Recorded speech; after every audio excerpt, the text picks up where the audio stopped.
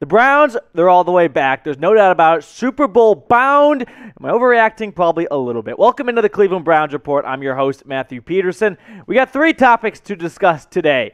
Is it Case Keenum or Baker Mayfield talk? People are chatting about it in Twitter replies, and that is just the lifeblood of any fan base. So we'll divulge ourselves a little bit. I'll give my take on it. Also, we're celebrating National Dearness Johnson Day. So join the party. Get in the parade. We got that going on after a great Thursday Night Football performance from the great feel-good story. And then also, unfortunately, it wouldn't be the 2021 Cleveland Browns unless we had an injury report segment, because that's where we are right now after 7 weeks of football. So let's start with Case Keenum.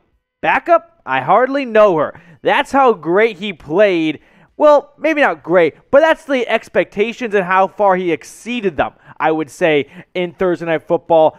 Because Keenum didn't have much of a high bar, but he went in there, and that first drive, he looked like he's been starting for the Browns for years. I mean, the number is under 200 yards. He did what the playbook gave him. They never took very big deep shots or anything like that. Pushed it down the field. High wind, cold weather day. You just take what you get and you find a way to win. And Keenum did that to a T. So that's what I'm looking at here. Baker Mayfield, though. So far this season, I've had this up before. It hasn't been pretty. And there's a number of reasons. The injury has to be the biggest one of them.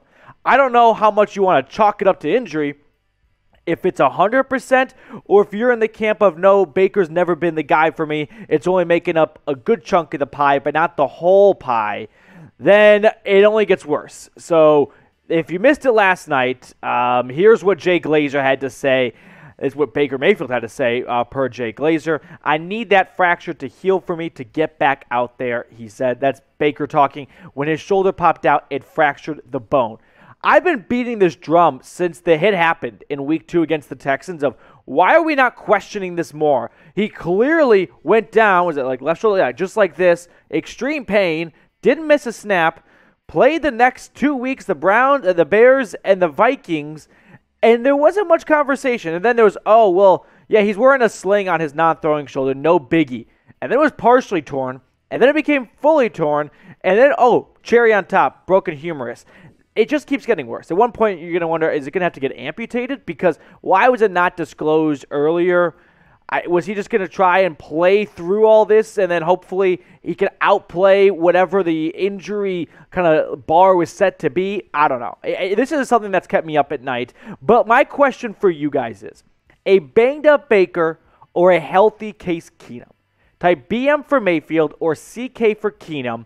I'm going to give you my answer in a moment, but if you get hit with the YouTube ad break, this is the pinned comment. Scroll on down, reply, then join the party after the ad break. My answer is I'll take Baker. Come on. Keenum, sure, looked good for a backup quarterback. Didn't turn the ball over.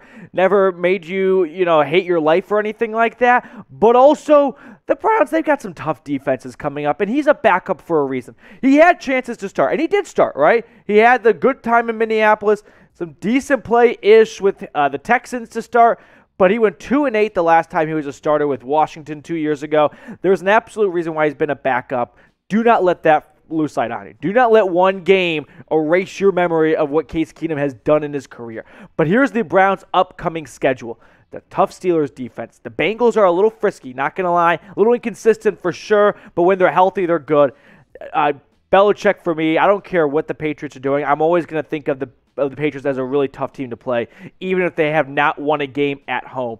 Lions, that should be a cakewalk. And then the Ravens on Sunday night. Ravens held the Chargers to 6 points last week. We'll see what they do this upcoming Sunday against the Bengals. But that's the Browns' upcoming schedule. I'm looking really at the defenses right now. I don't want to see Case Keenum out there for all those games. If Baker can't play and physically unable to, then you have no other choice. But if it's whatever percent Baker is at his max, and I don't know what that is, whether it's 90, 80, 70 versus Keenum, I'll probably take Baker. But speaking of the Steelers coming up, this is absolutely incredibly unbelievable and abysmal. We are behind the Steelers show. We got to catch up to them in subscribers. If you're new to the channel, please go ahead and subscribe right now. If you're just subscribing because you hate the Steelers, that's good enough for me. Do it for your neighbors. Do it for Cleveland. Subscribe right now. Let's catch up to the Steelers show. Moving on. The most fun topic we're going to talk about today. Dearness Johnson, the great feel-good story. over 150 yards, should have had 2 touchdowns, but the guy, he's a smart guy, went down at the end to run out the clock, wasn't worried about padding his own stats. Just so fun to watch. The story of him going undrafted, running, what did Joe Buck say, a 4.840, working out like basically minor league football at the AAF, whatever that fun league was, for like 3 weeks. But PFF, they put out their rankings all the time. You can kind of take it as you want. I like them usually, but I'm going to love them when they say this. 90-point PFF rushing grade versus the Broncos. That's the highest for anyone so far this season. He's the 3rd-string running back. If this does not only speak testament to GM Andrew Berry for what he's brought into the locker room, how about the offensive line? Making a 3rd-stringer look great. Here's what Johnson had to say. This was an Instagram DM he sent a couple years ago. Hi, my name is Dearness Johnson. I'm the former running back for the University of South Florida. After finishing college at USF, I attend a training camp with the New Orleans Saints, where I have been since a free agent. Sorry, words are hard right now for me. I'm very interested in becoming a part of the Alliance League and would love the chance to send in my highlight video for you to view. Thank you. Look at that. Look where he's gone. He's gone from just DMing, which I think if you haven't done that before, you know, every grinder has at some point DM'd a long shot, hoping it turned out to become something. Props to this guy. But I do wonder if the play he put out on film yesterday is going to make some coaches and GMs call the Browns, asking about his availability ahead of the NFL trade deadline. You can expect to get Nick Chubb back. Kareem Hunt will probably be back in, 4-6 weeks, somewhere in that range. But if someone's going to offer you a good chunk of draft capital for Johnson, you have to consider it, right? Because Johnson's going to go back to his 3rd-string role once everything is healthy. So what a waste of talent on your bench. But personally, I'd keep him. You've seen that Chubb has yet to play a full 16 games in a little bit.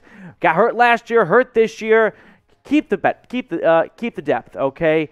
This whole Browns roster is banged up. You really want to trade away depth pieces right now for how injury-riddled they are? But my question, though, did you add Johnson onto your fantasy team yet? Y for yes, D for I'm dumb, and you probably should right now. If he's not already taken, chances are he is after that great performance. At least he's in the waiver pool, the waiver queue for someone. Go get Johnson in your fantasy league today. BetUS has great deals for all Browns fans out there because it gets you all 125% deposit bonus. Chatsports.com/bet. Promo code Browns125. Last night, I was tossing some dough on this one. Took under in Teddy Bridgewater yards throughout the game. That was easy money. Took the under in the game altogether. Printing out the treasury. IRS is coming for me after this one. Make them follow you after a great day at BetUS. Moving on. Now the tough part, the sad part of the show, I should say. Browns injury report, because it wouldn't be a Browns game if the score was just a little bit higher than the number of players that got injured in the game. I want to start it off with Jarvis Landry. He, down the stretch in the 4th quarter, went down on a tackle, got up, really appeared to be in some pain on his leg, and he's coming off a knee injury. Stefanski in his press conference earlier did not offer much update on Landry, which kind of indicates no news is good news. So hopefully that means Landry should be expected to play on Halloween. Luckily, it's kind of a mini bye week for the Browns. They don't have to play till next Sunday any day, so they can get healthy a little bit. But they do need this guy healthy. Denzel Ward. He went down with a hamstring injury. Hamstring injuries, a soft tissue injury is not something to play with, right? So he didn't get carted off or anything like that, but they're waiting on an MRI for him and DPJ. DPJ missed the game altogether after aggravating or hurting something before kickoff. Was it quad injury, thigh, something in his leg. So for Ward, you just hope he's ready because he's a focal point in this defense. Whether he's playing up to his potential or not, you need him on the field. But what injury is most concerning to you? Is it Jarvis Landry or is it Denzel Ward? I can understand both sides because this offense just doesn't roll the same without Landry. He seems to be that glue guy. And then Ward is the leader of your secondary. I mean, after Garrett, Myles Garrett, Denzel Ward, and JOK are the 3 superheroes on this defense. You're down JOK for at least 3 weeks or 2 weeks now after this one. You hope Ward is not going to join that company as well. Let me know what you're thinking in the comment section.